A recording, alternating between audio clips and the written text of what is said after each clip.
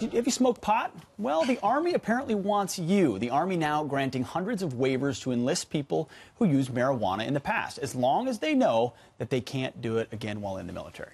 The Associated Press reporting the number of waivers granted for pot use jumped to more than 500 this year, up from 191 in 2016. Joining us now to weigh in, former NYPD lieutenant and Army vet, Dr. Darren Porcher. So, thanks for having me. My understanding is you don't think this is a good idea. I don't think it's a good idea, and I'll tell you why. As an enlisted soldier in the military, your qualifications are higher or more steeper than the President of the United States. We've had two Democratic presidents in the past that have stated that they've smoked weed in the past. We look at President Obama and we look at President Clinton. However, you as an Army soldier need to be fit for the challenge. You're defending this United States of America, whether you're an infantry officer, whether you're in field artillery or in a tank battalion. It's important that you remain focused in what your mission is. But to play devil's advocate, though, if you smoked pot 10, 20 years ago, as you say, like in the case of Bill Clinton, why would that infect you? He didn't inhale. He didn't inhale, exactly. So that wouldn't affect. But how would that infect an infantryman? Why would that disqualify you from service? Well, this is my take on it. I mean, I worked in the command staff for a period of years. I was an S1, S2, S3, S4.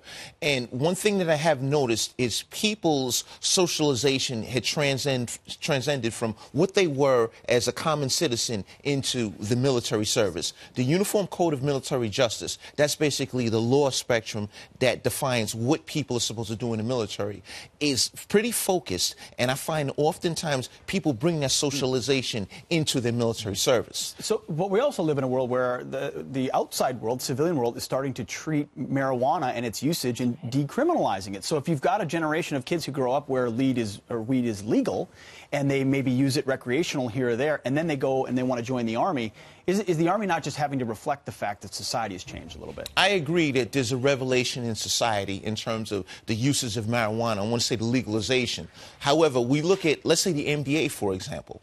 You have players that play on teams that are in states where weed is legal. However, it is unlawful, or I want to say it's a prohibited act for those NBA players to ingest marijuana. Within the NBA rules. Right, within the NBA rules. And so I use that as a contrast and comparison. And the same holds true in a place like Colorado. We have an Air Force base in Colorado, Colorado Springs, but those airmen cannot ingest marijuana. And that's a rule that comes into play. So it goes back to Gren. We do have a revelation in laws, but at the same token, I think it's of optimum importance that we have qualified airmen and soldiers that defend our United States, and they haven't ingested any type of illegal drugs. My husband is a member of Congress. He's had to go to quite a few opioid sort of drug abuse conferences, and he spoke with a very prominent drug abuse counselor who directly said to him, do not legalize marijuana. This is the gateway drug. And does that also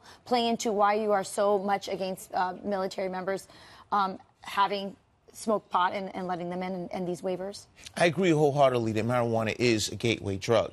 And we want the finest troops to come into our military, because right now we're still at war. A lot of people don't realize this. We have troops in Afghanistan, we have troops in Iraq, and it's important that we have troops that maintain an optimum vigilance. And it goes back to what was their socialization prior to becoming troops in our military, and we need to have the best people, best qualified troops to defend this United States. As you know, and I've dealt with it too as a headquarters company commander, the military takes drug use very, very seriously. Right. So when you do issue these waivers, it could also be a reflection of, are recruiting numbers down? Or they need different types of people? That could be a factor as well. It's interesting. I came on in '86, and in '86, a lot of my NCOs were prior Vietnam veterans, and they had horrific experiences with drug use from the Vietnam War. That was the last war that we lost. And we need to look back at that and say, hey, look, we need to forward, and we need to have a polished military to defend this United States. Thanks for coming in. What's up, Darren? Thanks a lot. Okay. Thank you.